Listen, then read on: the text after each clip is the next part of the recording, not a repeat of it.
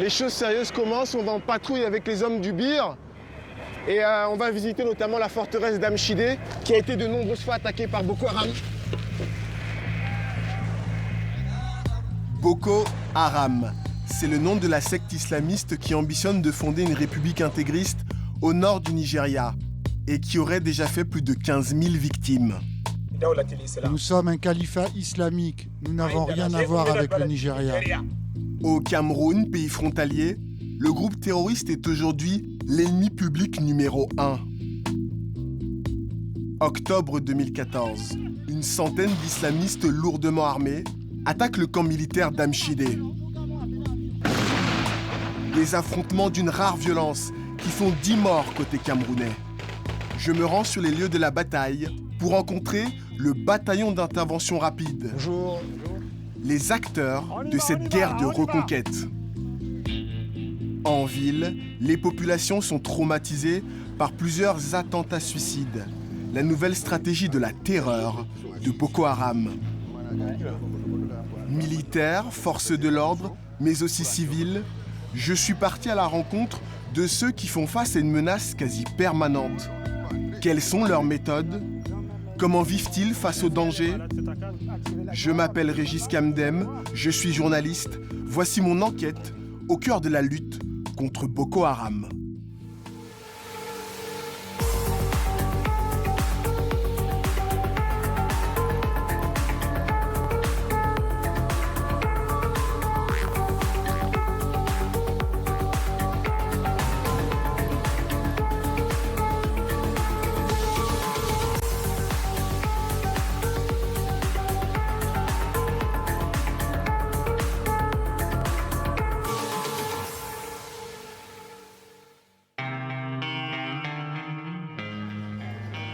L'enquête commence à Yaoundé, la capitale du Cameroun, à plus de 1000 km de la zone de conflit entre l'armée camerounaise et Boko Haram.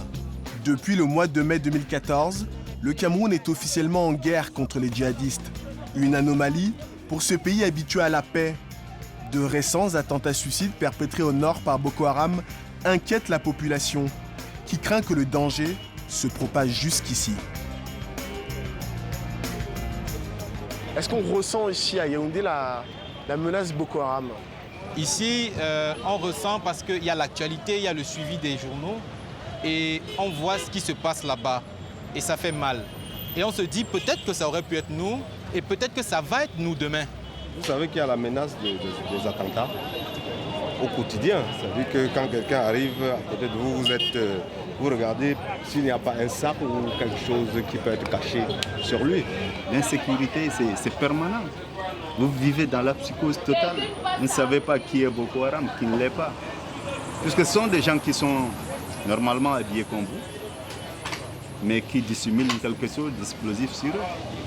Voilà, un sac à dos pareil. Moi, avec mon sac, je peux être suspecté? Et pourquoi pas? Parce que ce sont des gamins, ce sont des vieillards, ce sont des femmes. Tu ne sais pas qui est réellement Boko Haram. Merci. Bonne journée. Boko Haram, une menace quotidienne et insaisissable. Le quartier général du groupe terroriste est situé dans le nord-est du Nigeria. En plus des attentats, Boko Haram est responsable de plusieurs crimes contre l'humanité. Massacres, enlèvements. Il est surtout connu pour avoir enlevé 276 lycéennes dans le nord du pays en 2014. Aujourd'hui, des pays voisins tels que le Cameroun voient se propager la violence sur leur territoire. Le pays a mobilisé le plus gros contingent de soldats pour faire face à la secte. Dans les grandes villes comme Yaoundé, les djihadistes tentent d'infiltrer des kamikazes pour semer la terreur. L'une des principales voies d'accès pour venir à Yaoundé, c'est le train. Pour éviter tout attentat de Boko Haram, les autorités ont mis en place depuis plusieurs mois un important dispositif de sécurité ici, à la gare ferroviaire. À mon arrivée sur le quai, le train en provenance du nord du pays entre en gare. Il transporte plus de 3000 passagers, parmi lesquels peuvent se dissimuler des terroristes. Alors, comme chaque jour, les gendarmes sont à pied d'œuvre pour des contrôles minutieux. Lieutenant, vous pouvez m'expliquer ce que vous faites? Oui, nous sommes en train de fouiller les passagers pour voir s'il n'y a pas un objet compromettant Par exemple, quel genre d'objet vous cherchez là? Bon, nous cherchons les bombes, nous cherchons tout ce qui est dangereux, qui est susceptible de causer des sévices sur l'intégrité corporelle des gens.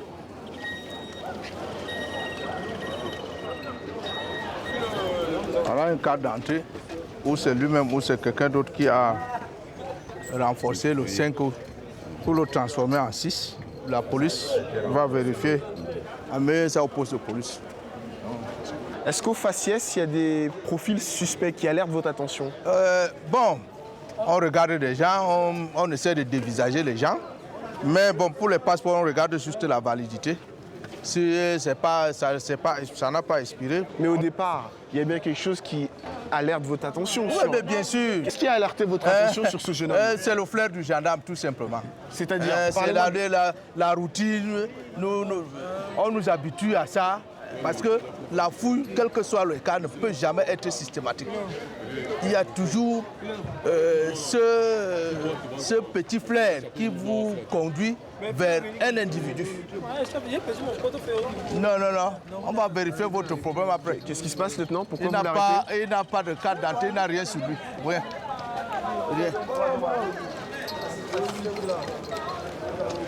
Vous avez compris pourquoi il vous arrête? Oui, il disait que j'ai perdu mon portefeuille. Qu'est-ce qu'on lui reproche? L'infraction, c'est qu'il n'a aucune pièce sur lui. Donc on ne sait pas. Il répond sur quoi, sur qui. Pour le moment, il est présumé innocent jusqu'à preuve du contraire. À la fin du contrôle, nous allons le mettre à la disposition de la police. Là. Ces contrôles renforcés à la gare constituent donc l'un des axes de la lutte contre Boko Haram dans une ville comme Yaoundé. Selon le lieutenant, ces mesures ont permis d'arrêter plusieurs terroristes et de préserver le calme. Mais la région la plus touchée, c'est le nord du pays.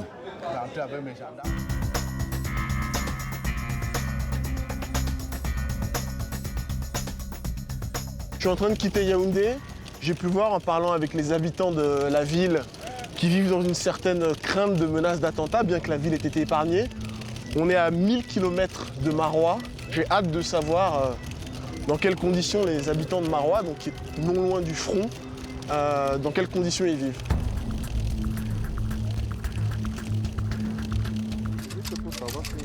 Sur le tarmac, je retrouve un bataillon de parachutistes. Ils rejoignent les 8500 soldats déjà postés sur la ligne de front. Le Cameroun est le pays qui a déployé le plus grand nombre de militaires dans la lutte contre Boko Haram. Depuis la vague d'attentats suicides qui a secoué la région de l'extrême nord, le gouvernement renforce la présence militaire. À bord de l'avion, la tension est palpable. Chaque soldat sait qu'il ne reviendra peut-être pas vivant.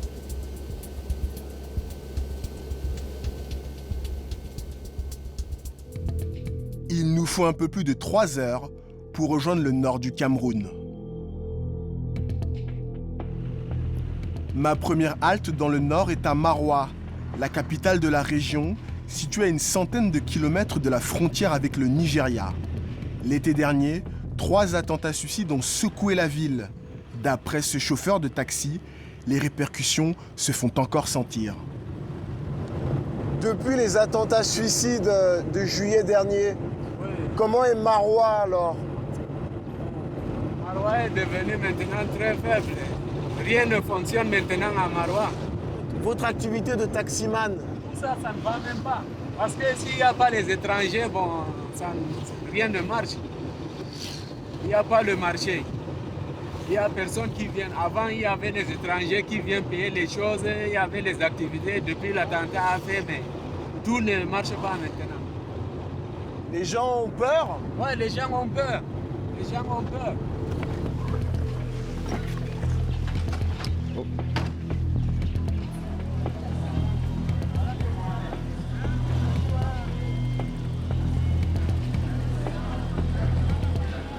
Je suis sous très bonne escorte, comme vous le voyez. En tant que journaliste, je suis en danger. J'ai même une valeur marchande en cas d'enlèvement par Boko Haram, mais difficile d'évaluer le prix de ma vie. Une protection d'autant plus nécessaire dans ce quartier devenu sensible, car c'est ici, à Barmaré, qu'a eu lieu l'un des derniers attentats suicides. J'ai rendez-vous avec Yaya, un chef de quartier très impliqué dans la lutte contre Boko Haram.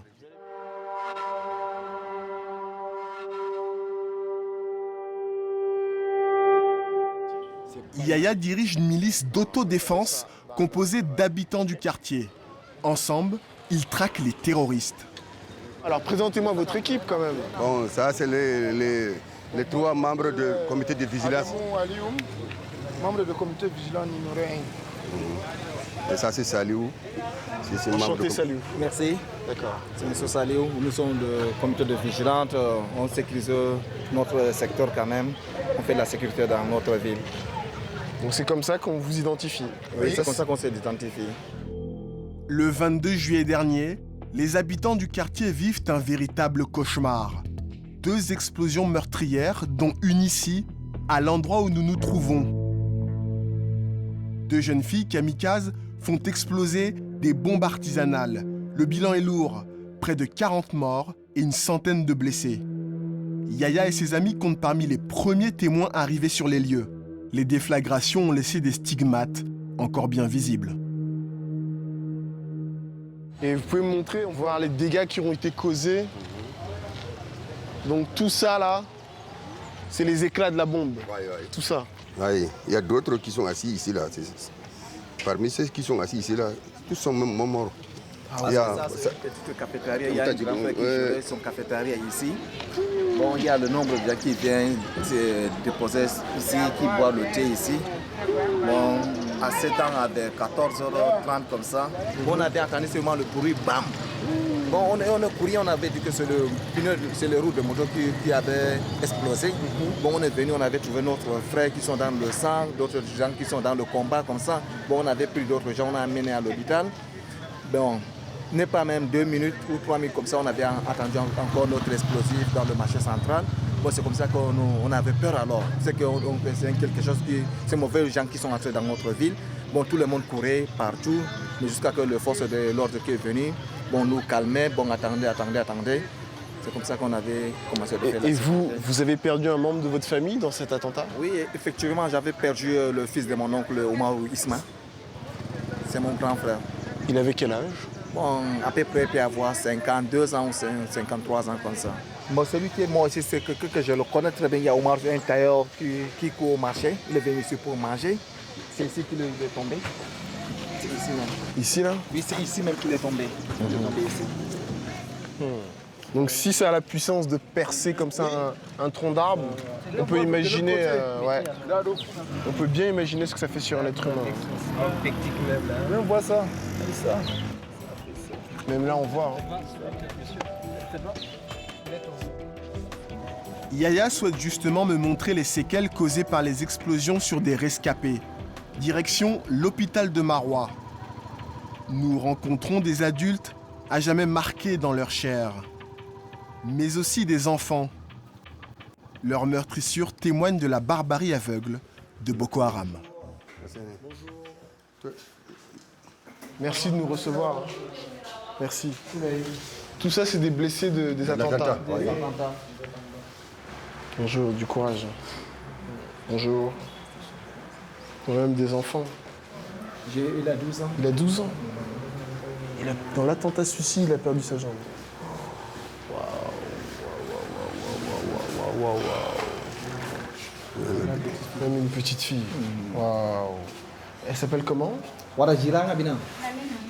Amina. Elle a quel âge? Ibar Manyara. Elle a 12 ans aussi. 12 ans aussi.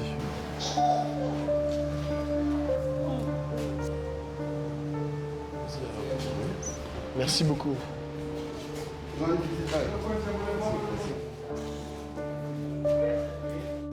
Dans la cour de l'hôpital, nous retrouvons l'un des amis du comité, Mustapha. Quelques minutes avant l'attentat, Mustapha s'est retrouvé nez à nez avec l'une des kamikazes. Une rencontre qui a fait basculer sa vie à jamais. Qu'est-ce que vous faisiez au moment de l'attentat? Sortir de la mosquée. Bon, nous sommes arrivés, il y a une cafétéria chez mon grand frère. Bon, je suis venu m'asseoir là-bas.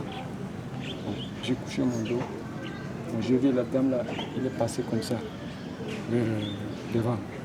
Bon, j'ai vu encore même pas une minute, il est retourné, venu vers nous. Il avait une petite assiette comme ça. Il nous demande quelque chose. Moi, je suis couché. On est en train de causer avec des amis. On de discuter du verre comme ça. Bon. Je ne m'attendais pas. Je suis retrouvé comme ça. Je n'ai pas attendu l'explosion quand même. Fracture du bras gauche, œil crevé, Mustapha ne sait toujours pas s'il pourra un jour reprendre une vie normale. Vous ne savez pas si vous pourrez refaire votre métier de menuisier? Je sais pas si j'ai envie.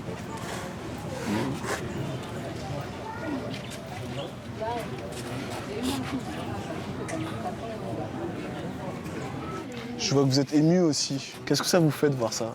Parce que ça, on est ensemble tous les jours. Voilà, lui, il est ici. Bon, ça fait mal quand même. Vous pleurez beaucoup là? Ça vous touche? C'est mon petit proche.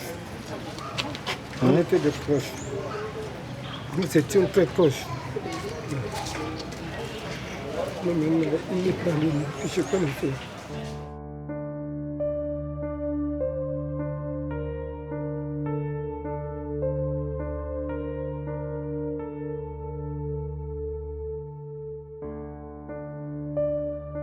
De retour au quartier Barmaré, Yaya m'explique que cette souffrance, il l'a transformée en motivation. C'est à force de ça qu'on a pris cette initiative pour former cette comité, pour lutter. Même s'il y a pas les forces de l'ordre, nous-mêmes on va se battre par tous les moyens. Puisque tous les morts qui s'est passé ici, il n'y a pas les forces de l'ordre, il n'y a que nos frères. C'est nous qui sommes visés. On est obligé de réagir. Réagir pour ne pas céder à la psychose. L'influent chef de quartier mobilise des centaines de personnes et met en place des comités de vigilance dans toute la ville. Leur mission ? Assister les forces de l'ordre en leur signalant tout individu suspect.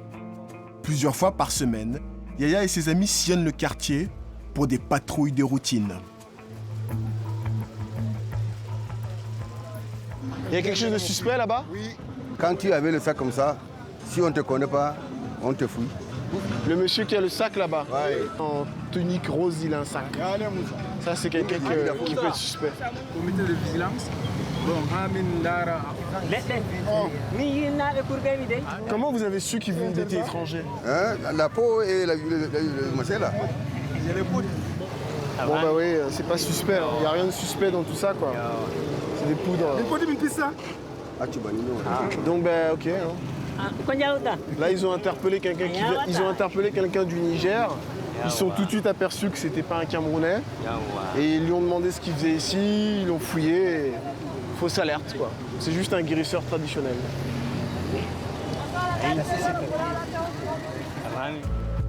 Depuis les derniers attentats, chaque étranger est donc devenu un suspect potentiel.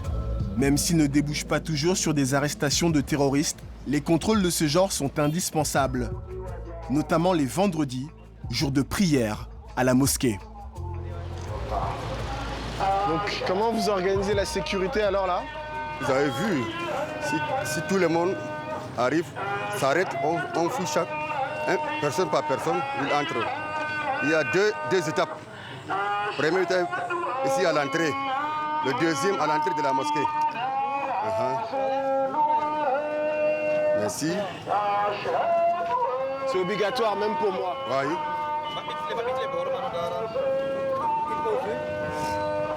On ne sait jamais ce qu'un sac peut cacher. Hein. Bien sûr. Merci. Est-ce que là, potentiellement, vous vous dites qu'il y a un Boko Haram qui est caché? Non, on les fouille. S'il y a, on ne peut pas entrer. Il ne peut pas entrer. De l'entrée. Mais vous pensez qu'ils sont capables? Vous pensez qu'ils sont capables d'essayer? Oui, ils ont essayé, ils ont tenté, ils n'ont pas réussi. Ils ont déjà essayé de... À plusieurs reprises. Comment ça s'est passé? Il veut seulement là où il y a le monde. L'heure de la mosquée, il vient habillé comme nous. Dès qu'on a commencé par fouiller, ils ne viennent pas. Ils cherchent pour faire commander les gens, ils amènent les petites filles. Là aussi, on a interdit. Donc, est-ce que vous avez intercepté en fouillant un Boko Haram? Vous avez déjà fait des interpellations? Si, mais pas au niveau de la mosquée. Ok.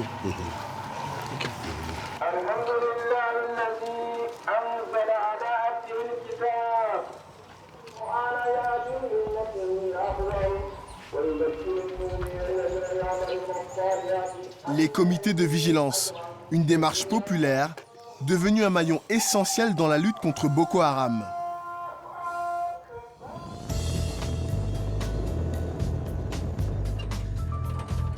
Mais c'est la police et la gendarmerie qui sont aux avant-postes pour assurer la sécurité de la ville. Quelles sont les mesures mises en place par les forces de l'ordre? Pour obtenir des réponses, je rencontre le capitaine de gendarmerie, Jean-Alain Ndongo.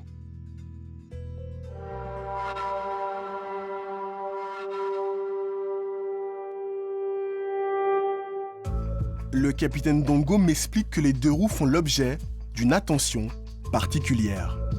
Suite à la recrudescence des attaques Boko Haram, et sachant que leur moyen de déplacement c'était les motos, le gouverneur avait pris un arrêté restreignant la mobilité des motos à partir d'une certaine, notamment 20 heures.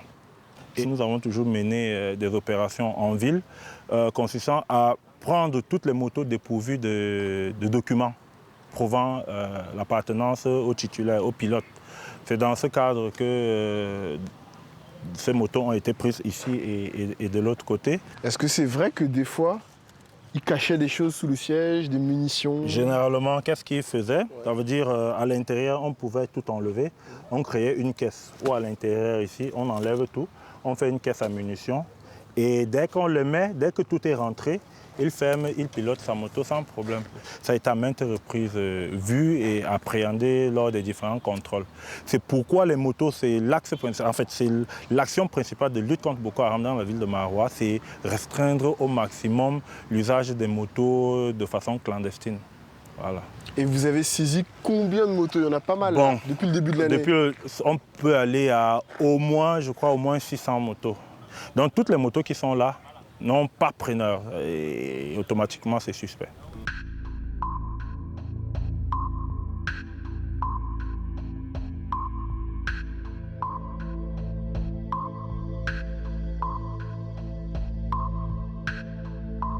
Pour réaliser ces saisies, les gendarmes effectuent quotidiennement des contrôles routiers. À la nuit tombée, comme à son habitude, Jean-Alain Ndongo part en patrouille. Donc on va retrouver les policiers avec les gendarmes déjà rassemblés. On fait le briefing, on briefe les hommes sur la mission de ce soir, comment est-ce que ça va se passer et puis on va les dispatcher dans les différents points retenus pour la sécurisation de la ville ce soir. Vous connaissez comment remplir, non?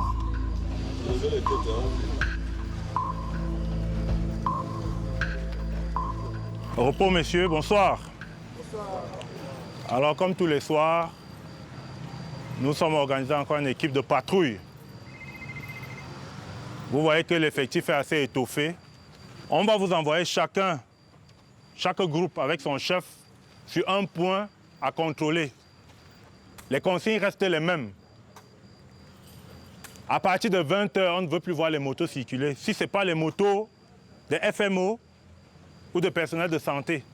Fouillez-moi tous les véhicules, carte d'identité de tous les passagers. Ceux qui n'ont pas de carte, on les amène au poste. Vous déployez combien d'hommes au total là ce soir? On a une 60aine d'hommes.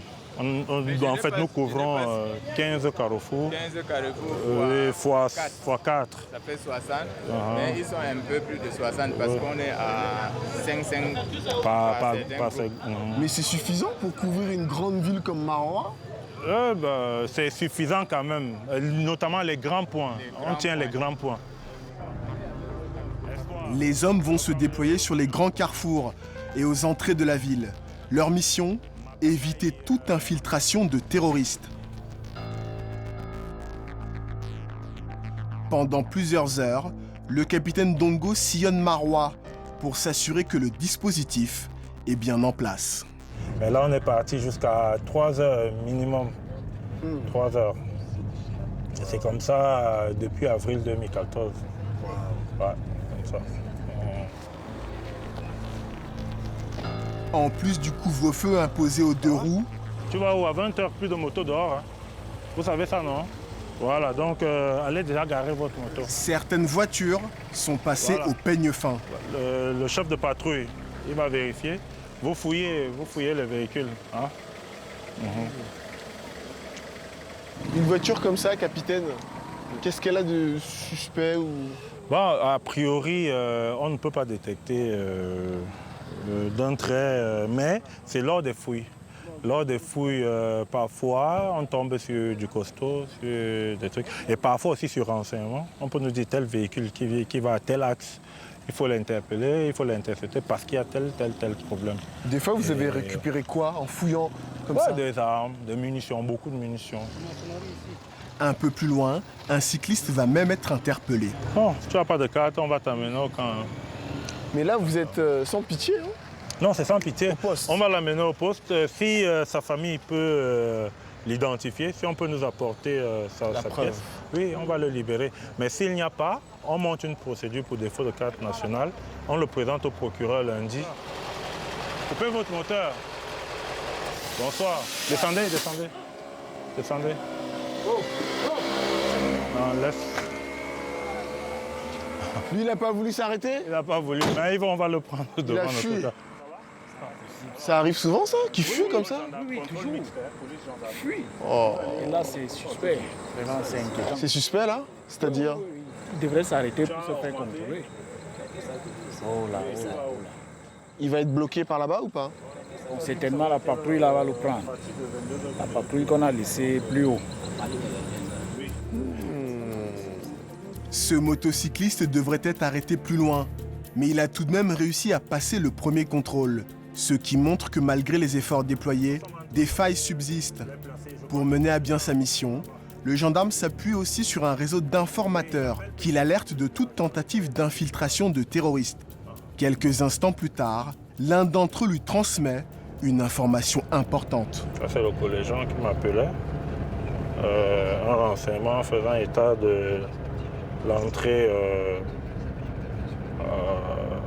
par doublé de 2 kamikazes. Pardon? Oui, c'est ce qu'on dit là. Comment ça? Expliquez-moi. Infiltration, c'est le renseignement qu'ils ont eu, selon lequel 2 kamikazes sont entrés par doublé dans le Maroc-Sava et comptent entrer par PT. Je vous ai parlé de la localité de PT qui est frontalière au Maroc-Sava. Qui vous les fournit ces renseignements? Comme il y a les comités de vigilance, il y a les chefs traditionnels, il y a même des capteurs qu'on a sur le terrain. Mais bon, les carrefours sont tenus. Les carrefours sont tenus et je crois que ça va aller. Le capitaine de gendarmerie donne immédiatement ordre à ses hommes d'intensifier les contrôles et de redoubler de vigilance. Sans perdre un instant, il va resserrer le dispositif de sécurité. Aucune moto ne doit passer parce qu'on dit qu'ils ont un éclaireur à moto et puis il y a un individu avec les 2 filles qui suit derrière l'éclaireur. Donc aucune moto ne doit traverser PT, aucune moto. Appelle le Yérim Ayaya, qu'il appelle le chef de Djafgué, que les comités de vigilance commencent à tourner pour nous donner les renseignements. Vous allez essayer de les intercepter où, ces kamikazes? S'ils veulent entrer par Maroua, automatiquement, ils vont passer par l'entrée nord-est du Diamaré. Et le premier arrondissement, c'est l'arrondissement de PT. Donc ils vont être appréhendés à PT? Le dispositif est mis à PT. Voilà, le dispositif, a priori ils seront pris à PT. Si c'est confirmé que ce sont des kamikazes, ils seront emprisonnés où? On va les amener à Maroua directement. Quand c'est des cas comme ça, on les amène à la compagnie directement.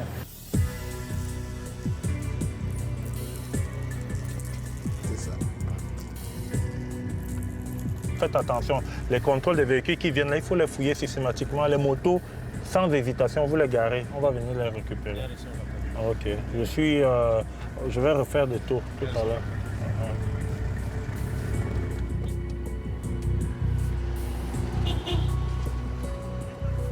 Tu me rends compte de toute évolution de la situation, mon téléphone est ouvert. C'est une question de vie ou de mort, merci.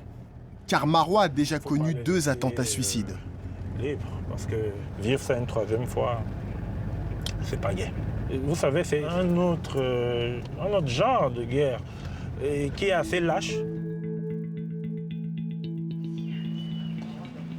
Le lendemain matin, je reçois un message du capitaine Dongo qui m'apprend que Boko Haram a réussi son infiltration.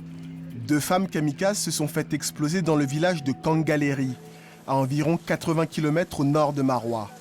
Le double attentat suicide a fait 9 morts et une trentaine de blessés.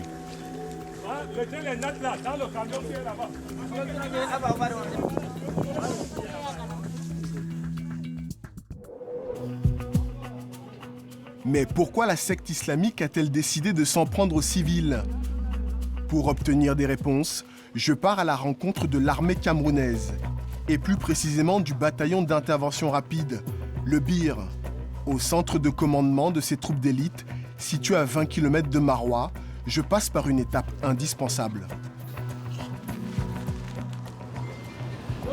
Et donc ça me protège contre quel type d'impact de balles? On protège contre les impacts de balles de 7,62, calibre de Kalachnikov et M21 5,56 aussi. Okay. Gilet pare-balles, casque, l'attirail indispensable pour se rendre sur la ligne de front, à une centaine de kilomètres au nord. C'est là-bas que je vais tenter d'en savoir plus sur le dispositif mis en place par l'armée camerounaise. Cet hélicoptère utilisé pour des patrouilles aériennes est un outil essentiel.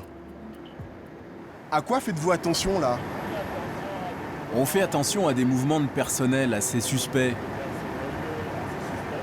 Des véhicules, des hommes à moto qui passent. Avez-vous déjà eu une mission où l'hélico a fait fuir Boko Haram? Est-il dissuasif? Oui, dans la dissuasion, cet hélico a un rôle très important.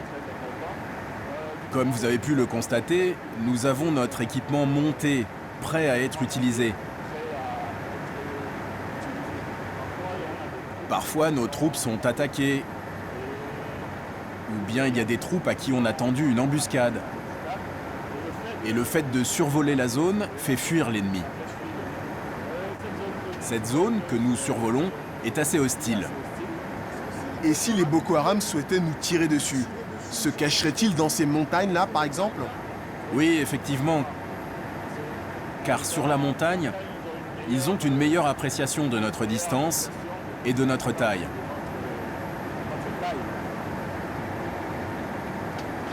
Les Boko Haram ont-ils déjà tiré sur l'hélicoptère? Affirmatif. Une fois, on se trouvait au niveau de Photocol. Et puis, on a reçu des coups de feu après. Avez-vous été touché? Non. On est entraîné pour éviter ce genre de petites attaques. Des attaques de Boko Haram, le territoire camerounais en a pourtant subi plusieurs. Courant 2014, la secte islamiste met en déroute l'armée nigériane et contrôle une vingtaine de villes dans l'état de Borno, au nord-est du Nigeria. Aboubakar Shekau, le chef de Boko Haram, va même jusqu'à y proclamer un État islamique. Grâce à Dieu qui nous a donné la victoire à Gwoza et à nos frères qui ont rempli leur part dans le califat islamique. Nous sommes un califat islamique, nous n'avons rien à voir avec le Nigeria. La zone devient un bastion de Boko Haram qui passe la frontière et attaque plusieurs villages camerounais. La riposte du Cameroun ne se fait pas attendre. Les troupes d'élite érigent plusieurs camps militaires au nord-ouest du pays, sur près de 460 km. Ils forment un rempart de sécurité le long de la frontière. Je fais escale dans le camp de Kolofata, dirigé par le capitaine Jankuo. Nous sommes à une dizaine de kilomètres du Nigeria, en plein cœur de la zone de combat. Là, nous avons un poste type équipé d'une arme collective de 12,7 mm, équipé d'un tireur, équipé également d'au moins 2 sentinelles de jour comme de nuit. Ça permet d'être en permanence en surveillance de tout le dispositif du camp militaire. Là, nous avons une pièce d'artillerie avec un canon de 120 mm. Ça s'appelle le Cardomté. Donc ça fait partie de l'un de nos matériels majeurs. Nous en avons beaucoup. Et est-ce que là, cet endroit où on est là, ce camp a été attaqué déjà par Boko Haram? Effectivement, je vous parlais de l'attaque du 12 janvier. C'est l'une des plus grosses attaques que nos dispositifs, nos forces n'aient jamais connues depuis le début de la guerre contre Boko Haram. Ça s'est passé ici à Kolfata. Et effectivement, ces Cardomté ont été mis en œuvre et elles nous ont beaucoup servi. Parce qu'au-delà de l'engagement des hommes au contact des blindés qu'on avait, des armes collectives que nous avions, également des combattants, BIR, gendarmerie, RAS et BBR que nous avions. Ces armes nous ont servi pour l'appui. Donc ce 12, on a fait un très bon bilan d'un peu plus de 150 Boko Haram qui avaient été tués tout autour du camp. Quand vous dites RAS, BBR, c'est des acronymes, c'est des unités... C'est des unités qui font partie de la force composite qui se trouve ici. Donc on a vu l'équipement qui est là-bas. Dans un camp comme celui-ci, quels autres matériels vous avez? Nous avons... voilà, ça tombe bien. Nous avons également ce 07P. C'est un engin blindé de reconnaissance avec un canon de 12 mm. Et ça fait partie justement de la force BBR, donc bataillon blindé de reconnaissance. Et on peut dire qu'en termes de force de frappe, de puissance de feu, vous êtes supérieur à Boko Haram? Ils ont des engins comme ça, Boko Haram? Le rapport de force entre nous et Boko Haram, c'est pas à moi de le dire. Tout ce que je sais, c'est que sur le terrain, nous sommes supérieurs. Après, je ne sais pas s'ils ont plus ou pas. Quand vous dites nous sommes supérieurs sur le terrain? On les a battus à chaque fois qu'ils ont essayé de nous attaquer. Donc on a eu le dessus. Et jusqu'à présent, notre territoire est resté inviolé. Donc pour moi, ça veut dire qu'on a réussi notre mission.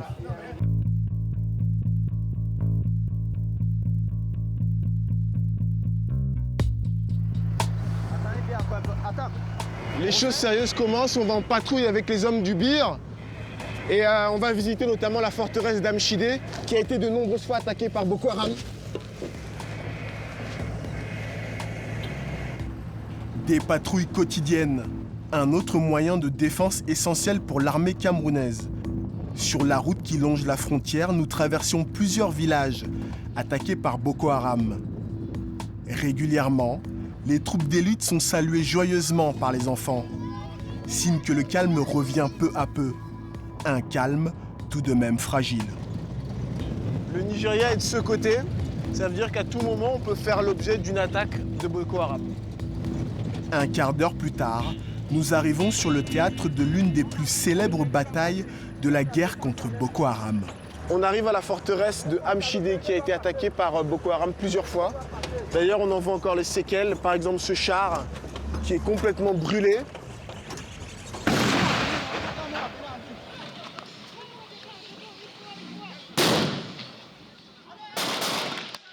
« 15 octobre 2014. Des djihadistes de Boko Haram venus du Nigeria prennent d'assaut le camp militaire du Bir après avoir pris le contrôle de la ville d'Amchidé. Le capitaine Kiki, responsable du camp, garde un souvenir limpide de cette soirée.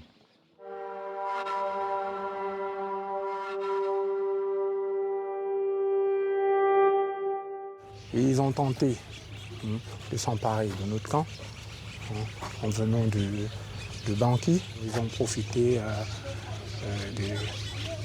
du fait que la population, une certaine partie de la population est acquise à leur cause. Et voilà, ils ont tenté de nous surprendre. Ils ont été stoppés net par notre riposte. Vous avez ce blindé, vous avez également ce pick-up qui a été transformé en véhicule d'appui.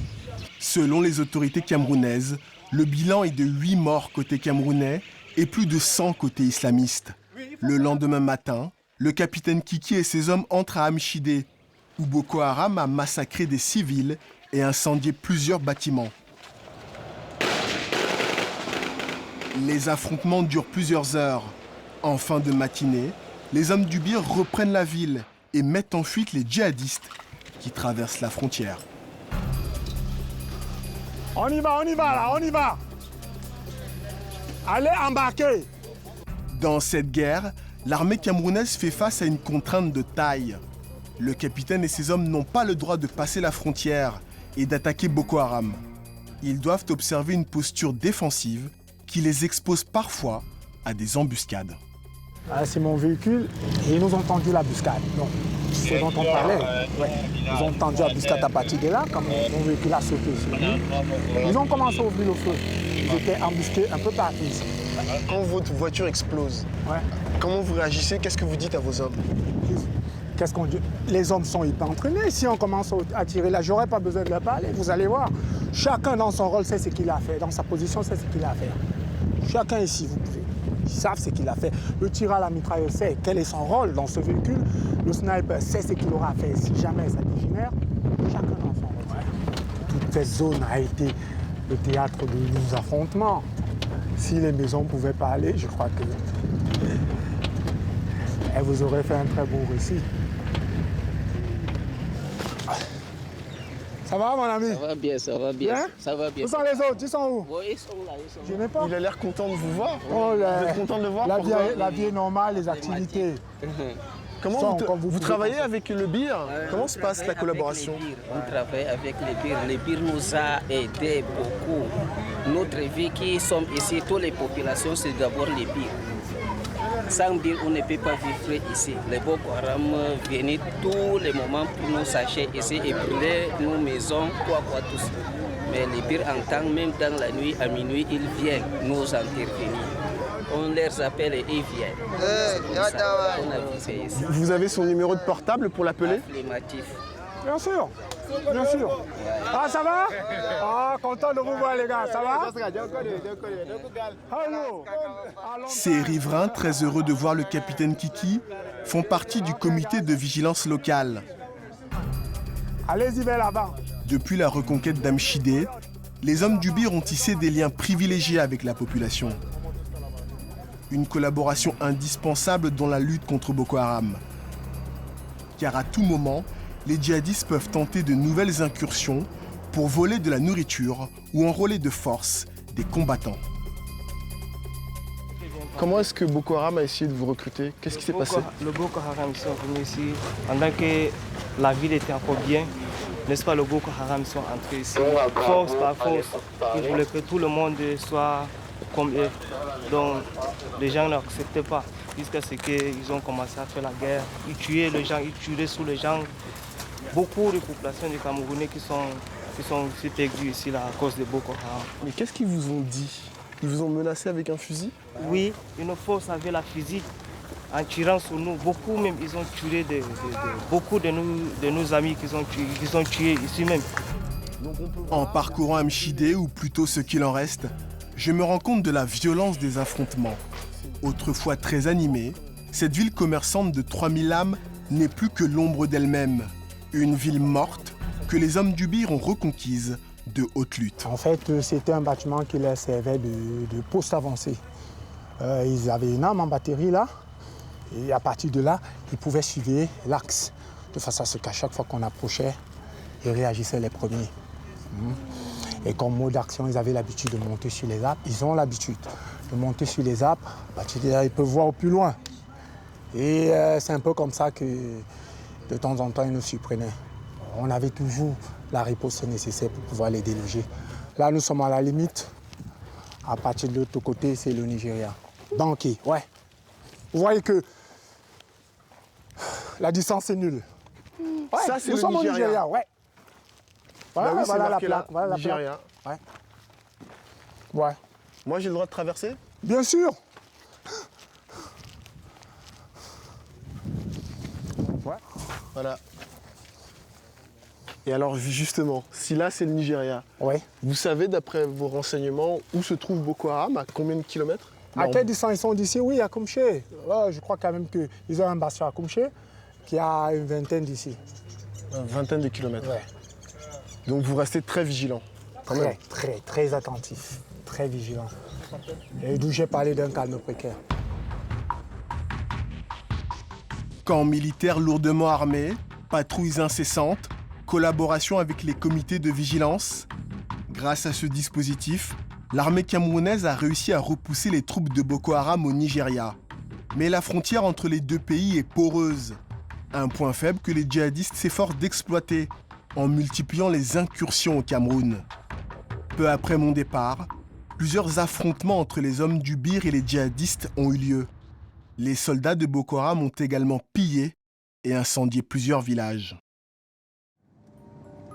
Au nord-est du Nigeria, Boko Haram a profité de la désorganisation de l'armée nigériane ainsi que de la faiblesse des moyens mis en œuvre par le gouvernement de Lagos. Exploitant ce vide, les djihadistes auraient à ce jour massacré plus de 15 000 civils. Par crainte de la secte, des milliers de villageois fuient le Nigeria et rejoignent le Cameroun.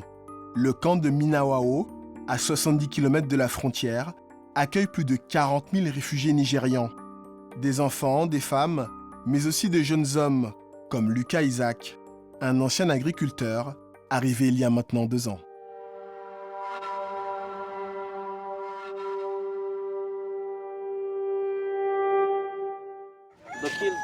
Ils ont tué tous les gens de mon village. Ils ont brûlé les maisons. Ils ont tout pillé. Et nous, on a tout perdu. En arrivant, on n'avait plus rien. Maintenant, on survit. Lucas refuse de céder au désespoir. Peu après son arrivée, il s'investit beaucoup dans la vie du camp. La direction le repère et le nomme superviseur général. Parmi les réfugiés à qui nous rendons visite, certains ont un destin tragique. Kunle, ici en blanc, a été attaqué à la machette et laissé pour mort par Boko Haram en raison de sa religion. Les Boko Haram s'en sont pris à moi parce que je suis chrétien. Ils m'ont attaqué peu après que j'ai fui mon village, au moment où j'arrivais à la frontière camerounaise. Ils m'ont tranché les mains à coups de machette. J'ai failli en mourir. Ils ne veulent voir aucun chrétien. Si tu n'es pas converti, il faut fuir. Et ils en attaquent beaucoup? Oui, les chrétiens sont les cibles prioritaires.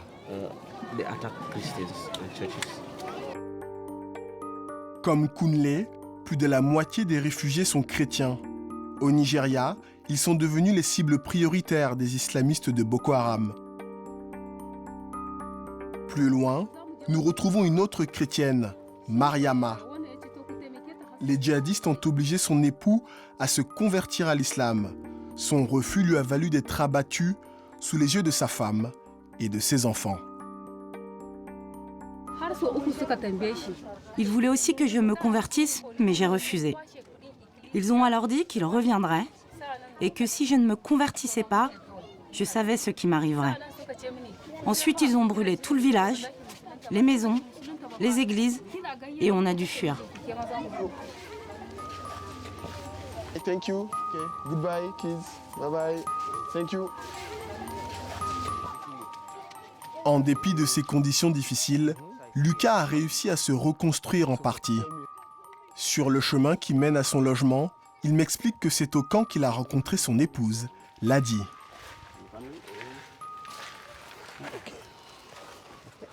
Okay. Alors, racontez-moi votre rencontre. Je travaillais comme secrétaire et c'est moi qui l'ai inscrite à son arrivée. Je lui ai demandé son nom et d'où elle venait. Je lui ai dit que je la trouvais jolie. Elle m'a dit merci. Et ça a été le coup de foudre. Je lui ai demandé si je pouvais lui rendre visite. Elle a accepté. Et c'est comme ça que notre relation a commencé. Vous avez trouvé une très jolie épouse, c'est génial. Merci. Lucas et Ladi ont célébré leur mariage il y a quelques mois seulement. Un événement immortalisé dans cet album. Un trésor dans une vie où chaque moment de bonheur est devenu inestimable. Ça a dû être l'un des plus beaux jours de votre vie. Oui, c'est vrai. Voilà ma famille. Votre maman doit être très heureuse. J'ai 5 frères et sœurs. J'étais le seul célibataire, ce qui inquiétait ma mère. Elle se demandait pourquoi je n'étais pas marié et ça la préoccupait. Grâce à Dieu, mon heure est venue. Et le plus drôle, c'est que ça s'est passé dans un camp de réfugiés. C'est la vie. Vous avez une bonne étoile quand même. Vous vous êtes marié dans le camp, vous êtes le superviseur. Vous êtes chanceux. C'est vrai que j'ai beaucoup de chance. Quelles difficultés rencontrez-vous? Ici, la vie est très différente de celle que j'avais au Nigeria. Après tout, ce n'est pas mon pays. Et comment envisagez-vous l'avenir? Pensez-vous pouvoir retourner au Nigeria bientôt? En avez-vous envie? Oui, bien sûr. Mais actuellement, c'est impossible. on n'y serait pas en sécurité. Vous avez espoir d'y retourner bientôt? Oui, bien entendu, car la situation là-bas prendra bien fin un jour. J'ai bon espoir qu'un jour, nous puissions retourner dans notre pays. Mais la question, c'est quand? L'histoire de Lucas Elhadi me touche beaucoup, car elle montre qu'il est possible de surmonter les épreuves les plus difficiles. En attendant de pouvoir rentrer au Nigeria, le jeune responsable de camp fait face chaque jour à l'arrivée de centaines de nouveaux réfugiés. Le site a déjà atteint le double de sa capacité d'accueil, posant des problèmes d'approvisionnement en eau, mais aussi de risques d'infiltration de terroristes, ce qui oblige Lucas et ses équipes à faire preuve de vigilance. J'ai entendu dire que les Boko Haram venaient se cacher ici. Comment les repérez-vous? Ce sont les gens qui vivaient dans les mêmes villages qui nous alertent et nous disent « Celui-là, c'est un Boko Haram. C'est à cause de lui qu'on a fui notre pays. Qu'est-ce qu'il fait là ?» Et combien en avez-vous arrêté alors? Eh bien, je dirais plus de 10. À bientôt peut-être. Au revoir.